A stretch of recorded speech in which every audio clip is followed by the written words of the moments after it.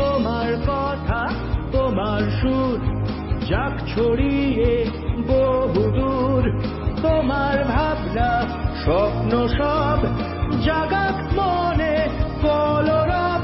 আজ তোমার সৃষ্টি আলো ছড়াক নতুন রূপে সেজে, তাই বঙ্গ ট্যালেন্ট, বঙ্গ ট্যালেন্ট নতুন তারার খোঁজে, তাই বঙ্গ ট্যালেন্ট, বঙ্গ ট্যালেন্ট নতুন তারার খোঁজে। নমস্কার, চ্যানেল ভিশন নিবেদিত এবং ঝুমা মুখার্জি পরিচালিত এক ভিন্ন স্বাদের অনুষ্ঠান বঙ্গ ট্যালেন্টে আপনাদের সকলকে সুস্বাগতম।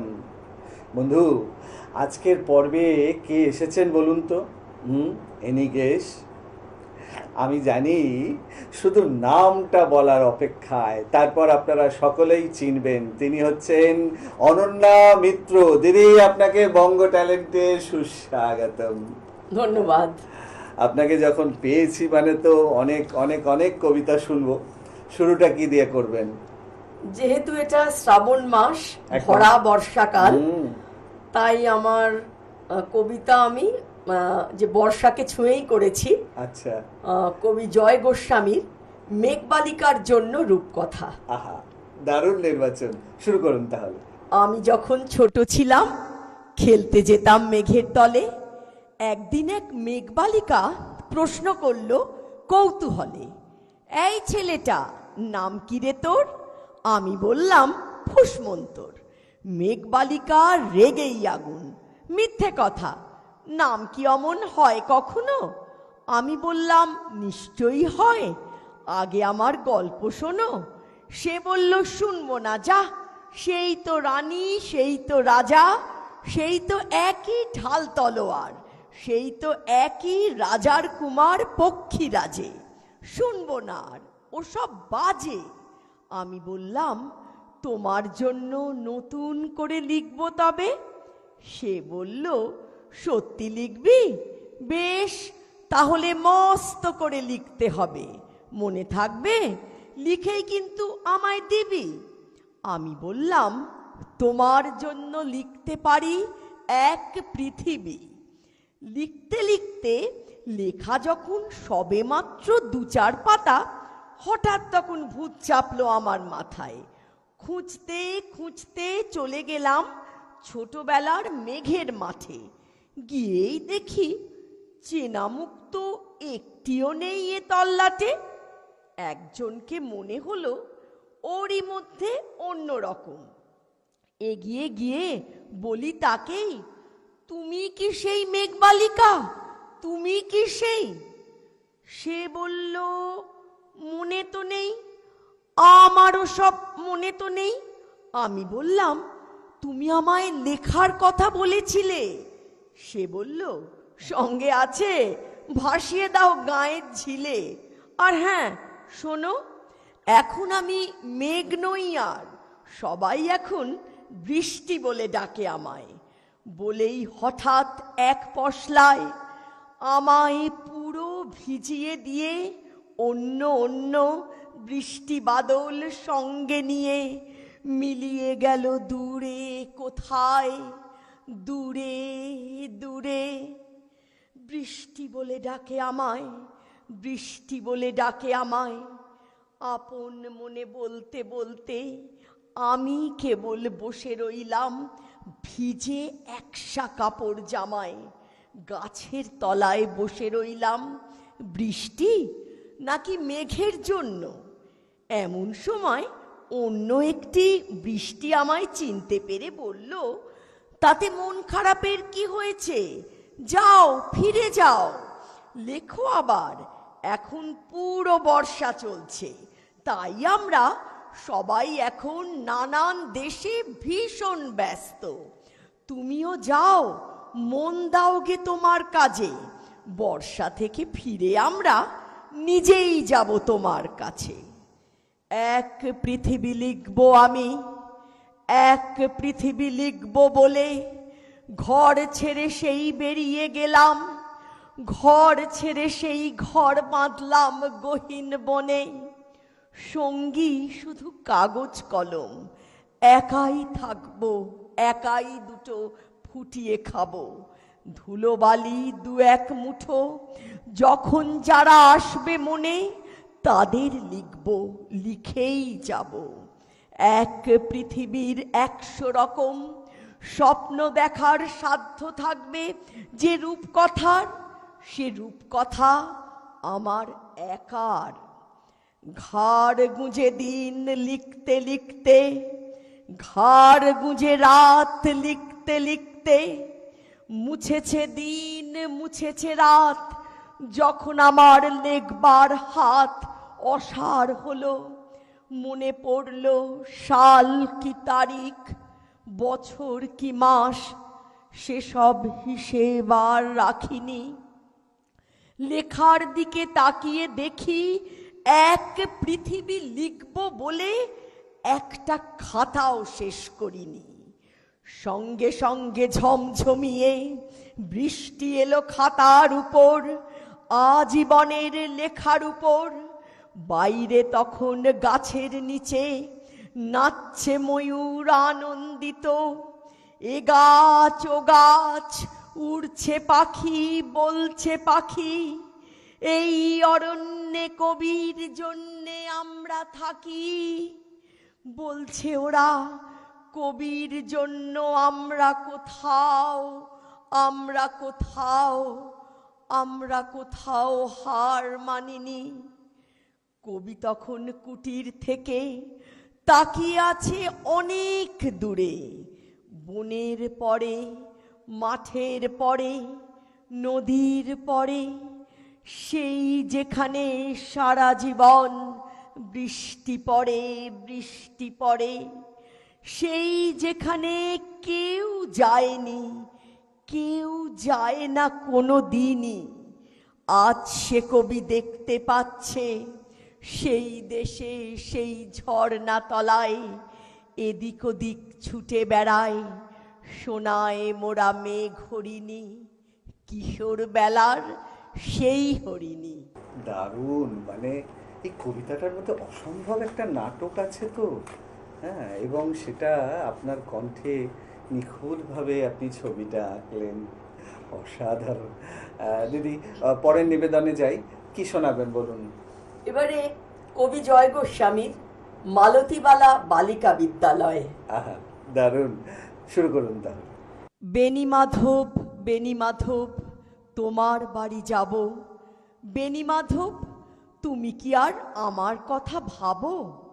বেনি মাধব, মোহন বাঁশি তমাল তরুমূলে বাজিয়েছিলে, আমি তখন মালতী স্কুলে ডেস্কে বসে অঙ্ক করি, ছোট্ট ক্লাস ঘর, বাইরে দিদিমণির পাশে দিদিমণির বর। আমি তখন নবম শ্রেণী, আমি তখন শাড়ি। আলাপ হলো বেনি মাধব, সুলেখাদের বাড়ি। বেনি মাধব, বেনি মাধব, লেখাপড়ায় ভালো, শহর থেকে বেড়াতে এলে আমার রং কালো। তোমায় দেখে এক দৌড়ে পালিয়ে গেছি ঘরে। বেনি মাধব, আমার বাবা দোকানে কাজ করে। কুঞ্জে অলি গুঞ্জে তবু ফুটেছে মঞ্জরি, সন্ধেবেলা পড়তে বসে অঙ্কে ভুল করি। আমি তখন নবম শ্রেণী, আমি তখন 16। ব্রিজের ধারে বেনি মাধব লুকিয়ে দেখা হলো। বেনি মাধব, বেনি মাধব, এত দিনের পরে সত্যি বলো, সেসব কথা এখনো মনে পড়ে? সেসব কথা বলেছ তুমি তোমার প্রেমিকাকে? আমি কেবল একটি দিন তোমার পাশে তাকে দেখেছিলাম আলোর নিচে, অপূর্ব সে আলো। স্বীকার করি দুজনকেই মানিয়েছিল ভালো। জুড়িয়ে দিল চোখ আমার, পুড়িয়ে দিল চোখ। বাড়িতে এসে বলেছিলাম ওদের ভালো হোক। রাতে এখন ঘুমাতে যাই, একতলার ঘরে মেঝের উপর বিছানা পাতা, জ্যোৎস্না এসে পড়ে। আমার পরে যে বোন ছিল চোরাপথের মাকে মিলিয়ে গেছে, জানি না আজ কার সঙ্গে থাকে। আজ জুটেছে, কাল কি হবে, কালের ঘরে শনি। আমি এখন এই পাড়ায় সেলাই দিদিমণি। তবু আগুন, বেণীমাধব, আগুন জ্বলে কই। কেমন হবে আমিও যদি নষ্ট মেয়ে হই। ওহো, মানে অদ্ভুত, মানে যতবারই এই কবিতাটা শোনা যায় বড় দুঃখের, বড় বঞ্চনার কবিতা এটা। ওহো, এবং সেটা আপনি এত অদ্ভুতভাবে, এত সুন্দরভাবে, এত নিপুণভাবে আপনার কণ্ঠে, এটাই তো আমার কাজ, একদম। শ্রোতা দর্শকের যেন ভালো লাগে। নিশ্চয়ই, তার জন্যই তো এত প্রচেষ্টা। একদম। দিদি, আমরা আরও কবিতা শুনবো। এখন সময় ছোট্ট একটা বিরতি নেওয়ার। আমি জানি দর্শক বন্ধু আজকের পর্বে অনন্যাদিকে পেয়ে আমাদের অনুষ্ঠান কথায় কবিতায় একদম মধ্য গগনে, কিন্তু কিচ্ছু করার নেই। এখন সময় ছোট্ট একটা বিরতি নেওয়ার। বিরতির পর এক্ষুনি ফিরে আসছি, কোথাও যাবেন না, দেখতে থাকুন বঙ্গ ট্যালেন্ট, নতুন তারার খোঁজে।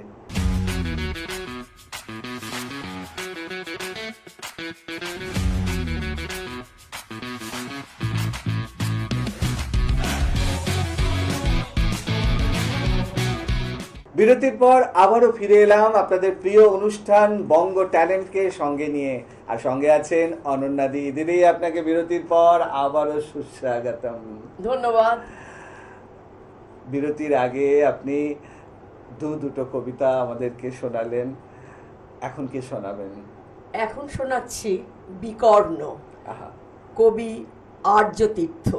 বেশ। যাজ্ঞসেনীর খুলছে শাড়ি, টানছে ধরে দুঃশাসন। দায় ছিল যার গর্জে ওঠার, নিচু মাথায় সে 5 জন।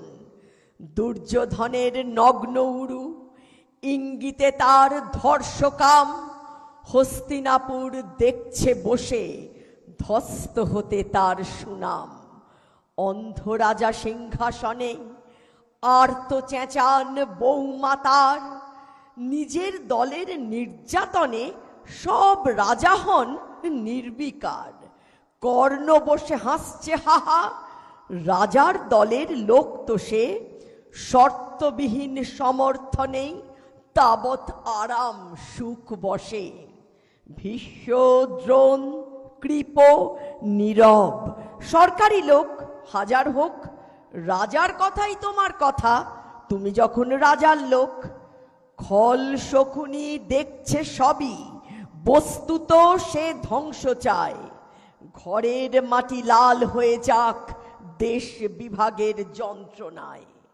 সুশীল সভায় ঘটছে যখন রাজ অপরাধ জঘন্য, ঠিক তখনই তার বিরোধে চেঁচিয়ে ওঠেন বিকর্ণ। বিকর্ণ নন কেউ কেটা লোক, 100 ভাইয়ের একজনা। তেমন করে এর আগে কেউ তার কথাটাই জানতো না। যতুগৃহে কারেন্নিরা অন্তত তা নেই লেখা। ভীমকে যখন বিষ খাওয়ালো তখনও তার নেই দেখা। কিন্তু যখন প্রকাশ্যতেই কাড়ছে নারীর আব্রুকেও, স্তব্ধ জিভের চুপ সাগরে বিকর্ণ হন একলা ঢেউ। চেঁচিয়ে ওঠেন রাজার কুমার যুবরাজের বিরুদ্ধেই। মহাবলী পাণ্ডবেরও তখন গলায় সে সুর নেই। রাজাও যখন নীরব থেকে সায় দিয়ে যায় ধর্ষণে, ঠিক তখনই সমস্ত যুগ বিকর্ণদের স্বর শোনে। আমরা যারা কিচ্ছুটি নই, একটি মাত্র ভোট কেবল, অত্যাচারের সামনে এলে সঙ্গী শুধু চোখের জল। পোষ্যভাবে যাবনা চেবাই অন্ধ এবং নিকর্ণ। প্রার্থনা থাক আমরা যেন একবার হই বিকর্ণ। মরার আগে হতেই হবে রাজার সভায় বিকর্ণ। আহ, দারুণ, মানে শুনতে শুনতে এটাই মনে হচ্ছিল যে কতটা প্রাসঙ্গিক। হ্যাঁ, মানে খুবই প্রাসঙ্গিক। কতটা একদম জীবন্ত জ্বলন্ত উদাহরণ। হ্যাঁ, দলিল সত্যি অসাধারণ এবং আপনার কণ্ঠে অসম্ভব ভালো লাগলো দিদি। আমরা পরের নিবেদনে যাই, কি শোনাবেন বলুন? সামনের মাসেই আমাদের বাঙালিদের কাছে একটি শোকার্ত দিন আসছে, সেটা হলো বিশ্বকবি রবীন্দ্রনাথ ঠাকুরের মহাপ্রয়াণ দিবস। একদম।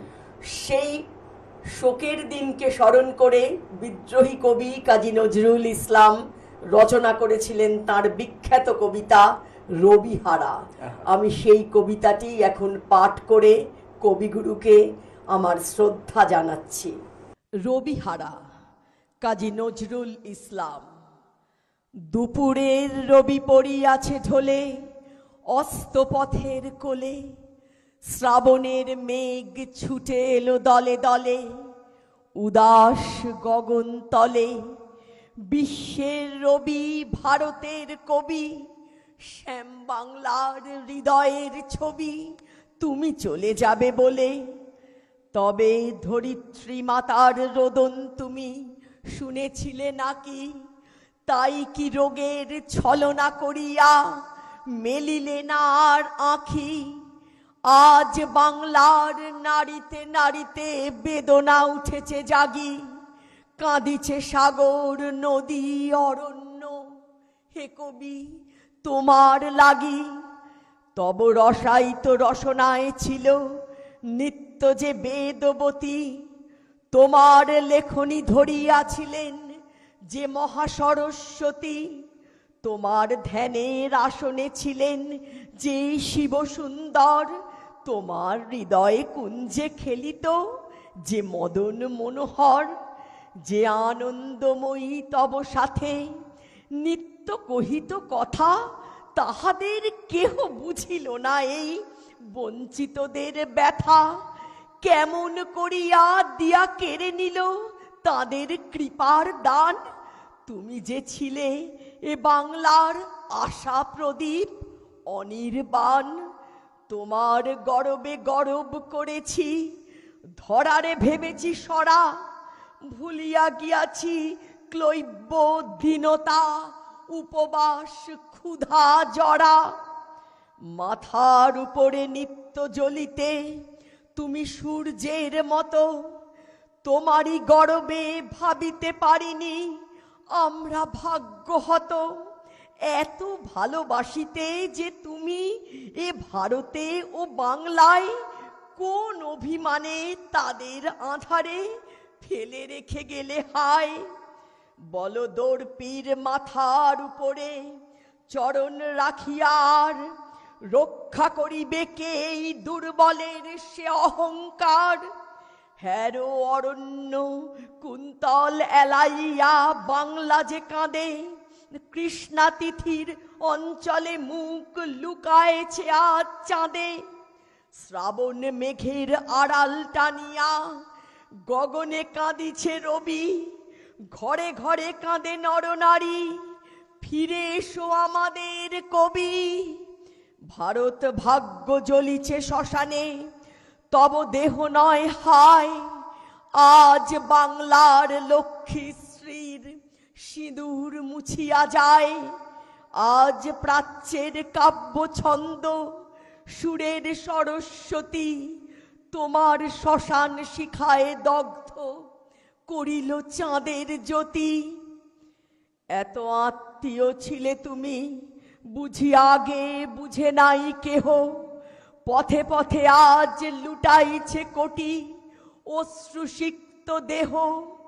যেই রসলোক হতে এসেছিলে খেলিতে এ পৃথিবীতে, সে থাকিয়া তুমি মোদের সরিয়া কাঁদিবে নাকি নিভৃতে। তোমার বাণীর সুরের অধিক প্রিয়তম ছিলে তুমি, বাংলার শ্রীর চেয়ে ভালোবেসেছিলে এ বঙ্গভূমি।